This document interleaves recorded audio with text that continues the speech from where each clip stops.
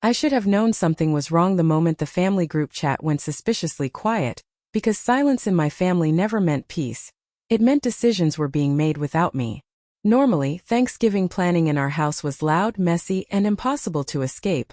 My mom complaining about turkey prices even though she bought the same overpriced organic bird every year. My sister Madison spamming the chat with Pinterest decor she never lifted a finger to recreate. And my dad reminding everyone, every single year, that dinner absolutely would be served on time for once, even though we all knew it never was. But this November, as the cold crisp air swept through downtown Chicago and the scent of cinnamon and roasted nuts drifted from every cafe along Michigan Avenue, the chat stayed empty, unmoving, like a door had quietly shut and everyone but me was standing behind it whispering. My name is Ava, and being forgotten wasn't new to me. It was practically a family tradition. I was the responsible one, the daughter who worked 3 part-time jobs in college, the daughter who repaired broken faucets and balanced bills, the daughter who didn't expect applause because I knew I wouldn't get any. Meanwhile, Madison was the golden child with emergencies that somehow always required new lashes, gel nails, or brunch money. Still, despite the uneven scales, I showed up every Thanksgiving. I cooked, cleaned, carved, drove Grandma home across slippery roads, and smiled in photos that made us look far healthier than we actually were. I always thought showing up meant something. This year I learned it didn't, at least not to them. It happened 2 weeks before Thanksgiving when my mom called me. Her voice came through the speaker warm but too smooth, the kind of softness she only used when she wanted to cushion a blow.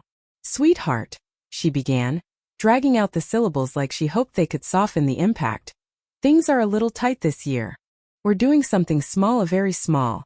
Just immediate family." Immediate family. The phrase hit me wrong, like a wrong note in a song I'd heard my whole life. "I am immediate family," I said, trying to sound steady though my stomach tightened. A tiny breathy laugh slipped from her. She tried to swallow it, but I heard it anyway. "Of course you are, honey. It's just, Madison already made the reservation, and there were limited seats. You understand. A reservation. So not only were they cutting me out, they were doing it at a restaurant." A family tradition I never missed until now was being rewritten, and apparently the first step was removing my chair. Before I could respond, I heard a voice in the background.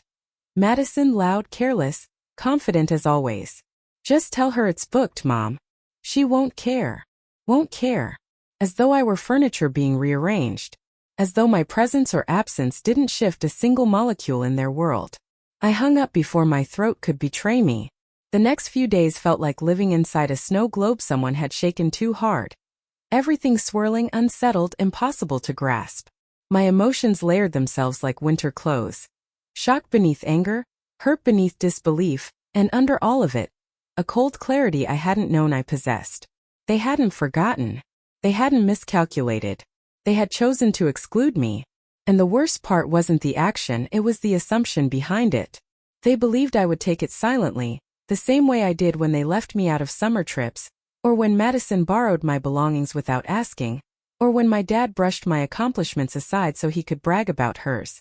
Being overlooked was my role, apparently. I was the daughter who didn't make a fuss. The one who didn't need a seat because she'd simply stand. But life has a way of surprising people who don't bother paying attention. Because what they never asked, what they never cared to know was that 2 years earlier I made a decision that changed everything. At the time they thought I was broke, scrambling, living paycheck to paycheck. And sure, I was working like my life depended on it, but not for the reasons they assumed. I wasn't struggling. I was building. Quietly. Carefully. Relentlessly. The dream that had lived in me since childhood, the dream no one in my family took seriously, had finally begun to take shape. I invested in a tiny, outdated property in the Old Town district of Chicago, a place everyone else ignored because it needed too much work. But I saw potential. I saw warmth. I saw a future. I saw my future. And I built it from the ground up. Renovations. Licensing. Branding. Menu testing. Staffing. Marketing. Sleepless nights where I scrubbed floors at 2 a.m. And early mornings where I met vendors before sunrise. What emerged from that grueling, obsessive work was the Willow Hearth, a high-end reservation-only restaurant that Chicagoans grew to adore faster than I ever imagined. By the second Thanksgiving after opening, people were booking tables months in advance. Food critics praised it as the go-to holiday dining experience in the city. Influencers posted about the golden rosemary turkey and marshmallow-swirled sweet potatoes. Families fought for reservations. My restaurant became the place to be during the holidays. And my family, they never asked where I worked, never asked how my days were going, never wondered whether my life had expanded beyond the version they kept in their heads. To them, I was still the Ava who clipped coupons and said yes to every favor. They assumed I stayed small because it was convenient for them to believe that. They had no idea I owned anything bigger than the space I lived in. They had no idea I had employees. They had no idea I had built something powerful, something respected, something that changed me from invisible to unavoidable. And the irony, the poetic cinematic irony, was that the very restaurant they had chosen for Thanksgiving, the one they were so proud to be dining at without me, the one that apparently didn't have enough seats for their own daughter, happened to be mine. The Willow Hearth. The restaurant is fully booked months ahead. The restaurant they bragged about scoring a reservation for. The restaurant whose Thanksgiving menu Madison had posted on her Instagram story with the caption, "Can't wait for this. Family time is everything. Family time. Everything. Except me." The more I replayed it, the more something inside me shifted. Not bitterness, not hatred, but a calm, crystalline certainty. They had treated me like I was optional, invisible, replaceable. But soon they would walk through doors they didn't know I owned. They sat in chairs that I didn't know I had placed, eat food they didn't know I designed. And for the first time in my life they would see me, not because I begged for acknowledgement, but because I held the very thing they valued most at that moment, the table they believed belonged to them. They had excluded me, thinking I would simply stay home alone, invisible. Instead, they were about to walk straight into the world I built with my own hands. A world where I wasn't an afterthought. I was the one in charge. And they would learn, in the most unforgettable way, that the person you overlook is often the one standing taller than you ever realized. Because this Thanksgiving, they didn't just leave me out of the dinner. They walked directly into the one place in the city where my absence wasn't possible. The place where they would have no choice but to see me, to face me, to understand exactly what it feels like to be treated as though you don't belong. And they had no idea the storm they started. Not yet. Thanksgiving morning arrived with the kind of quiet magic that only Chicago winters can offer, the city glittering under strings of holiday lights while a soft layer of snow dusted the sidewalks like powdered sugar. And as I stood by the large frost-touched windows of the Willow Hearth, watching early pedestrians in scarves hurry past, the warmth inside the restaurant felt like the opposite of everything I'd grown up with, inviting, intentional, built by my own hands rather than taken for granted by anyone else. My staff moved around me with practiced synchronicity, servers polishing stemware until the glass shone like crystal, bussers arranging autumn-themed centerpieces, Marco, my executive chef, barking instructions in his usual dramatic Italian flair as the scent of garlic, sage, rosemary, and buttered rolls filled the air so richly it could have melted even the coldest heart. But mine felt strangely steady. Not numb, not fragile, steady like the air right before a rainfall. "You okay, boss?" Marco said as he stepped beside me, drying his hands on a clean apron. I slipped my blazer on and nodded with a subtle smile. "Perfect," I said. "Today will be interesting." He gave me a curious look but didn't pry. One of the things I appreciated most about him was that he respected the boundaries I rarely got at home. By 4 o'clock, the golden hour sun began fading behind the skyline, washing the dining room in a warm, amber glow as guests started to arrive. Couples brushed snowflakes from each other's jackets, grandparents carried pies wrapped in foil, and entire families walked in bundled up, cheeks flushed from the cold, the energy in the room buzzing with anticipation for a holiday meal they had looked forward to for weeks. I greeted several regulars, accepted their hugs, and thanked them for choosing the Willow Hearth again this year. Every smile I received tightened something inside my chest, not from pain, but from the realization that these people, strangers once upon a time, had come to value something I created, while my own family never valued me. And then, like an orchestra hitting a quiet, dark note, the doors opened again and I saw them. It was almost cinematic the way they appeared, my mother first, wearing a long cranberry red coat and the pearl earrings she claimed were too classy for me when I admired them at 13. My father next, pulling at his tie the way he always did when entering any place he considered too fancy to pretend he belonged in. and Madison, oh Madison, in a sequined gold dress that reflected every light in the entryway like she thought Thanksgiving dinner was a red carpet event. I watched them from the upstairs balcony, arms resting on the polished railing, my breath steady even as my heartbeat thudded with a strange, cold satisfaction. The host greeted them with her practiced smile. "Name?" she asked. My mother lifted her chin. "Reservation for Carter," she said, smiling with a pride that didn't belong to her. The host tapped the screen, saw the note I'd left, and her expression shifted, subtle, respectful but unmistakably aware. "Of course," she said gently. "Right this way." I descended the stairs slowly, deliberately, each step landing like a beat in the song they never bothered to learn I had written. My mother's eyes lifted first, widening in recognition, her smile collapsing into confusion. "Ava," she breathed out. Madison's mouth twisted as if she'd bitten into something sour. "What are you doing here?" she asked, like I was the intruder, like she was the one with ownership of this space instead of merely passing through it. My father stared with that look of mild irritation he reserved for anything that inconvenienced his worldview. I stopped on the staircase, my posture steady, my voice calm, controlled, impossibly composed. "Working," I said. My father frowned.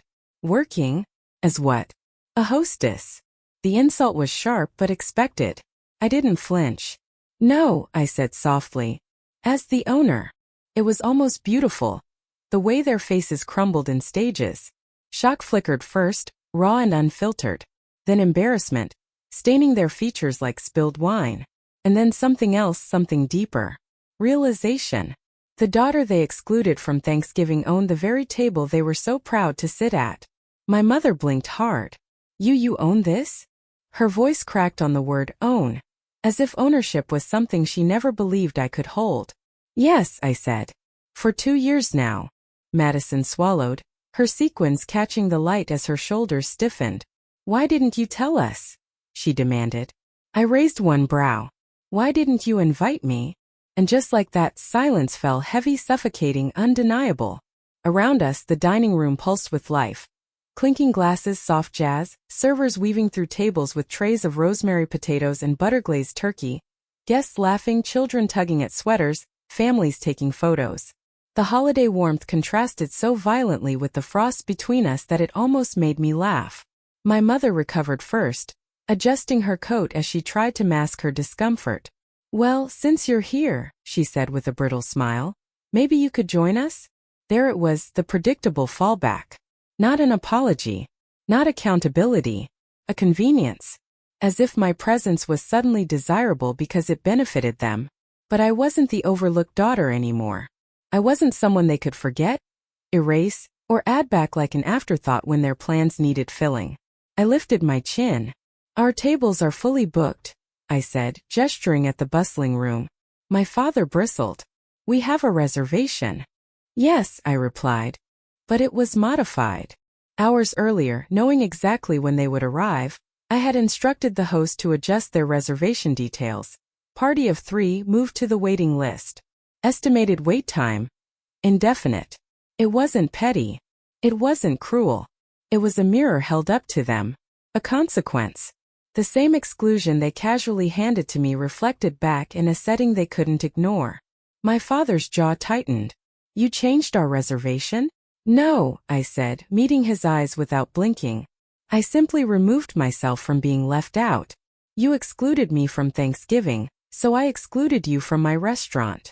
Madison stumbled over her words, her voice pitching high with disbelief. But we're family."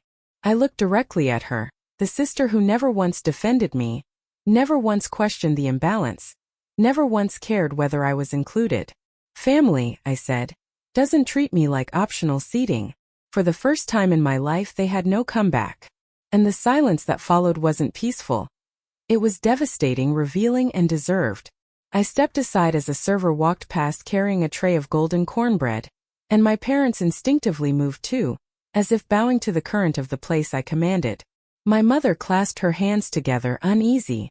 "Ava, sweetheart, we didn't think it would matter."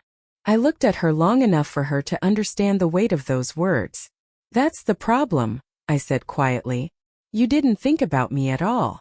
Madison rolled her eyes in an attempt to reclaim her superiority, but even she couldn't hide the way her confidence faltered. My father opened his mouth like he wanted to argue, to assert control in the way he always did, but for once, he seemed to realize he had none. Not here. Not today. And as I stood before them, surrounded by the warmth of a place I built, the laughter of guests who valued my work, the staff who respected me, the families who trusted me with their holiday, I realized something that hit deeper than any exclusion ever had. I didn't need a seat at their table. I had created my own. And it was one they could not reach, could not claim, could not take credit for, and certainly could not sit at without confronting the truth of how they treated me. This wasn't revenge out of anger. This was justice out of clarity, a boundary that had been waiting years to be drawn. And this Thanksgiving finally it was. My family stood frozen in the lobby of the Willow Hearth, stiff and humiliated, while the evening crowd continued to pour in through the double glass doors, brushing off snowflakes and greeting me with warm hugs, handshakes, and cheerful Happy Thanksgiving, Ava.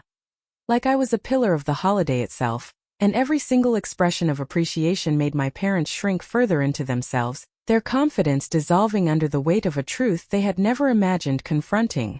That their overlooked daughter was someone the world respected, admired, and valued in ways they had never allowed themselves to see. Servers passed by carrying trays of honey-glazed carrots and rosemary potatoes, and each one nodded at me with professional affection, their acknowledgement landing like quiet daggers in the fragile pride of the three people who had spent years treating me as though I were invisible. Madison tried first, because of course she did, the glitter of her gold dress reflecting desperation now rather than vanity, her eyes wide as she stepped closer, lowering her voice to a hiss that still managed to drip entitlement. Ava, seriously, this is childish. Just give us a table. I tilted my head, watching her the way one watches a stranger make demands they have no right to make. Childish, I repeated softly, letting the word sit between us like a mirror. Childish is excluding your sister from Thanksgiving, because you wanted limited seats. Sounds familiar. Madison flinched, her practiced confidence cracking as the lobby lights shimmered against tears she fought to blink away. My mother's mask, the one she had worn for decades, polished, dismissive, untouchable, finally fractured, guilt slipping through the cracks like water through ice. We didn't think it would hurt you, she whispered, voice trembling in a way I hadn't heard since childhood. A sad, disbelieving laugh escaped me before I could stop it. You didn't think about me at all, I said, and the truth of it sliced through the air sharper than any blade. I wasn't cruel. I wasn't vindictive in the way they expected me to be. Not wild, not vengeful, not screaming or demanding apologies that would never hold meaning. But I did believe in consequences. And for the first time in my life, those consequences belonged to them, not me. For years I had carried their dismissals, their oversight, their favoritism, their small and large betrayals like weights tied around my ankles. This time I set the weight down and handed it back to them. I stepped back and addressed the host, gentle, composed, entirely in control. Please offer the Carters a to-go Thanksgiving package, I said. On the house. My parents stared at me as if I had spoken a language they'd never heard before, confusion twisting their expressions into something almost childlike. My father stepped forward, voice low, stripped of the command he usually wrapped himself in. You're not giving us a table? He asked, almost pleading. No, I answered simply, letting the word settle like a stone. But I'm giving you something better. I paused, meeting each of their eyes, letting them feel the full weight of the moment. A chance to understand how it feels to be left out of something you expected to be included in. The lesson hit them slowly, like a wave breaking over unsteady ground. Humiliation washed across their faces first, followed by realization, followed by a hollow ache I recognized because I had lived inside it for years. The host and two servers began packing the Thanksgiving meals, carefully arranging turkey slices, garlic mashed potatoes, cranberry chutney, and warm rolls into containers. Meals my family would take home to eat in silence rather than enjoy inside the beautiful holiday atmosphere they had been so eager to post about online. As they waited, my mom whispered, Ava, I'm sorry, barely audible, her voice cracking under the weight of the one apology I had never expected to hear. Madison wiped at her eyes, not from sadness, not truly, but from shame that stung deeper than she was prepared to admit. My father simply nodded, jaw tight. The first sign of humility I had seen from him in years, and it landed heavier than any apology could have. When their meals were finally packed and ready, my family turned toward the exit, holding their containers like symbols of a lesson they hadn't wanted but desperately needed.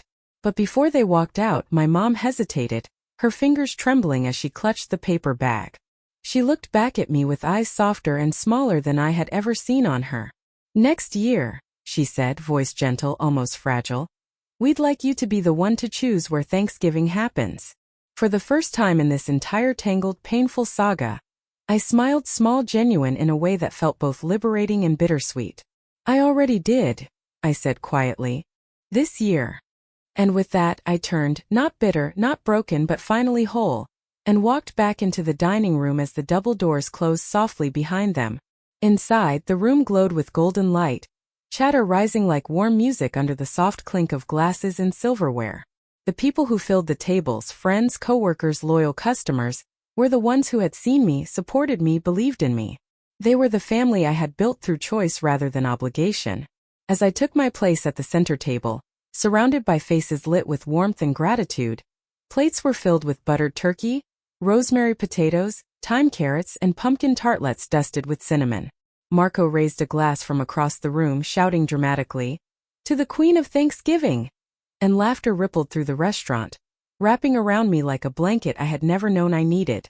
As I looked around at the life I created, the holiday I rebuilt, the restaurant that stood as a testament to every sacrifice, every late night, every dream no one believed in except me, a truth settled into my chest with the steadiness of light breaking through clouds. They didn't leave me out of Thanksgiving. They freed me from a place I no longer needed to fit into. My worth had never been tied to a family who refused to see it. My value was not measured by a seat at their table. My joy did not depend on permission, inclusion, or their approval. I had built something larger than their narrow view of me. Something beautiful and thriving and undeniable. And as the warm laughter of my chosen family filled the room, I realized something even more powerful. I didn't just survive their exclusion, I transformed it. I didn't just rise above their indifference. I stepped into a life where I no longer needed their validation. And in the end, when the dust settled and the truth was clear, they discovered the one seat they couldn't take was mine.